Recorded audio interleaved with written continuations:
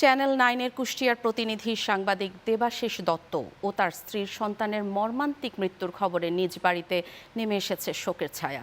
প্রিয়জন হারানোর বেদনায় স্বজনদের আহাজারিতে ভারী হয়ে উঠেছে পরিবেশ। বাড়িতে ভিড় করছেন সহকর্মী, আত্মীয় স্বজন, প্রতিবেশী ও শুভাকাঙ্ক্ষীরা। বিস্তারিত থাকছে টেস্ট রিপোর্টে।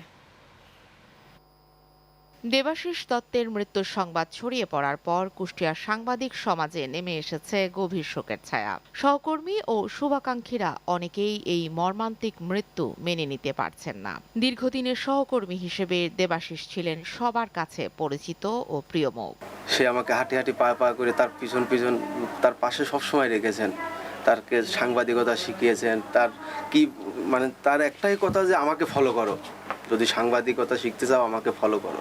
দেবাশিস আসলে তার এই সংবাদকর্মী হিসাবে তার যে সংগ্রামী জীবনের মধ্যে দিয়ে বেড়ে ওঠা এবং দেবাশিস হিসেবে একটা প্রতিষ্ঠানের জন্ম দেওয়া, অনেক লম্বা পথ পরিক্রমার মধ্য দিয়ে আজকের এই দেবাশিস হয়েছে। আমরা যে দেবাশিসের বাড়িতে এখন বসে কথা বলছি, এটা কিন্তু দেবাশিস দত্তের ভাড়া বাড়ি।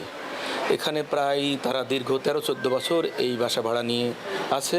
এক অর্থে বলা যায় বাস্তুহারা, তাদের নিজস্ব আসলে কোনো বাড়ি নেই। কলেজ জীবন থেকেই তার সাংবাদিকতার হাতে খড়ি। কুষ্টিয়া সরকারি কলেজ থেকে অর্থনীতিতে মাস্টার্স করার পর তিনি কখনো অন্য চাকরির চেষ্টা করেননি। সাংবাদিকতাকেই ধ্যান জ্ঞান পেশা হিসেবে বেছে নেন। যুক্ত ছিলেন জনপ্রিয় বেসরকারি টেলিভিশন চ্যানেল 9-এর কুষ্টিয়া জেলা প্রতিনিধি হিসেবে।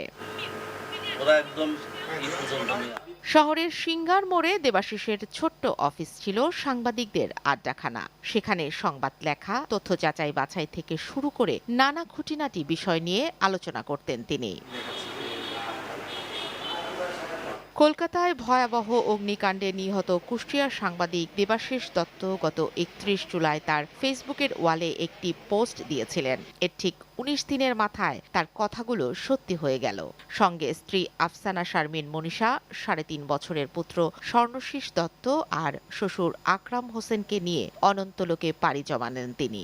9 মাস গর্ভে ধারণ করে যেই মা আমাদের পৃথিবীর আলো দেখান, অথচ শেষ বয়সে সেই মায়ের ঠাঁই হয়। কে জানতো চিকিৎসার জন্য গিয়ে ফিরবেন তারা লাশ হয়ে।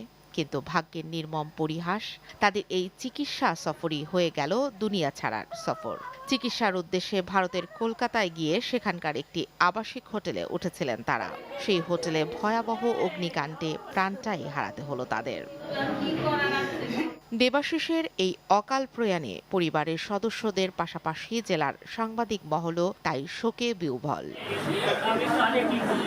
সপরিবারে দেবাশিস দত্তের এই মর্মান্তিক মৃত্যুতে গভীর শোক ও সমবেদনা জানিয়েছেন চ্যানেল 9 পরিবার সহ কুষ্টিয়ার সাংবাদিক ইউনিয়ন সহ বিভিন্ন সাংবাদিক সংগঠন। কান্তা রায়, চ্যানেল 9 নিউজ ডেস্ক।